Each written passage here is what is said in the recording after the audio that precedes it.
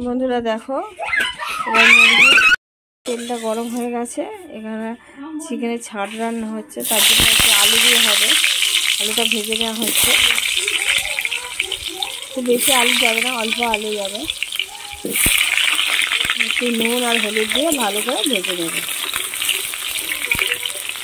দেখো বন্ধুরা এখানে হলুদ দিয়ে দিচ্ছে, খুব অল্প পরিমাণে দেওয়া হচ্ছে আর সামান্য লবণ দেওয়া হচ্ছে।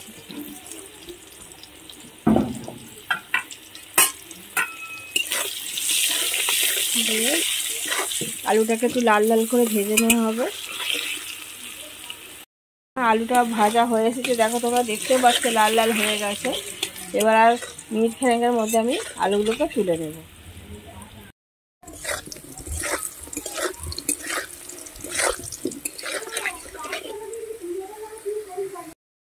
আলু ভাজা হয়ে গেছে, তুলে নিচ্ছে। এরপরে দিয়ে দিচ্ছি তেজপাতা। তেজপাতাটা নিয়ে নাড়িয়ে চাড়িয়ে এরপরে দিচ্ছি কেটে রাখা পেঁয়াজ কুচি। বন্ধুরা তোমরা এরকম লাল লাল ঝাল ঝাল খেয়ে এই মুরগির ছাঁটের মাংসটা খেয়েছো অবশ্যই কমেন্ট করে জানিও।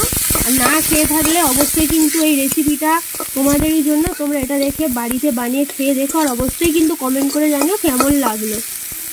বন্ধুরা দেখো এখানে আমার পেঁয়াজটা ভালো করে ভাজা হয়ে গেছে।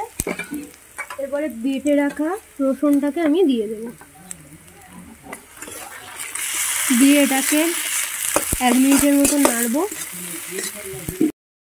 বন্ধুরা এরপরে যে ছাঁটগুলো এর মধ্যে দিয়ে দিচ্ছি। দিয়ে ভালো করে রসুনের সাথে কষে নেব।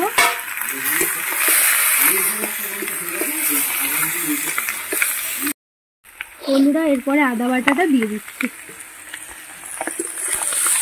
দিয়ে ভালোভাবে এটাকে কষিয়ে নেব।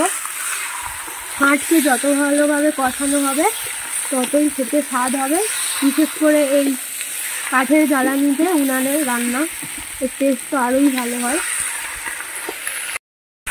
বন্ধুরা ভালোভাবে কষিয়ে তো নিচ্ছি। এর মাঝখানে ঝালের জন্য আমি দিয়ে দিচ্ছি একটা চেরা কাঁচা লঙ্কা আর দিয়ে দেবো 2টো টমেটো। দিয়ে ভালোভাবে নেড়ে নেব। বন্ধুরা এরপরে দিয়ে দিচ্ছি পরিমাণ মতো একদম লবণ। এখন অল্প করেই দিলাম, পরে লাগলে আবার দেবো। মাংসটা থেকে দেখতেই পাচ্ছ কতটা তেল ছেড়ে দিয়েছে। সেটাকে দিয়ে ভালোভাবে কষিয়ে নেব। বন্ধুরা ভালো করে তো কষিয়ে নিচ্ছি।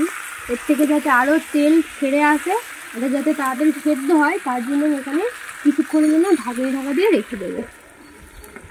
বন্ধুরা কিছুক্ষণ তো ঢাকা দিয়ে ছিলাম, এরপরে খুলে নেব। দেখুন কতটা তেল বেরিয়েছে।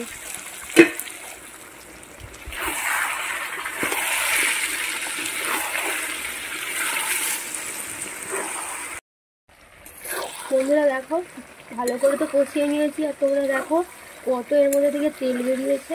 এর মাঝখানে আমি অনেকবার ঢাকা দেওয়ার পরে কষিয়ে নিয়েছি। এরপরে এতে অ্যাড করবো ভেজে রাখা আলু। দিয়ে এটাকেও খুব ভালো করে নাড়াচাড়া করে নেব।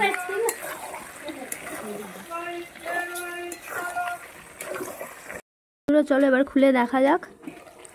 এই যে দেখো কত সুন্দর কালার এসেছে, তেলও বেরিয়েছে প্রচুর। দেখো আমি জাল আর দিইনি, এতেই যে আগুন আছে ওতেই ফুটছে। এই যে এর উপরে আমি দিয়ে দেবো ধনেপাতা কুচি।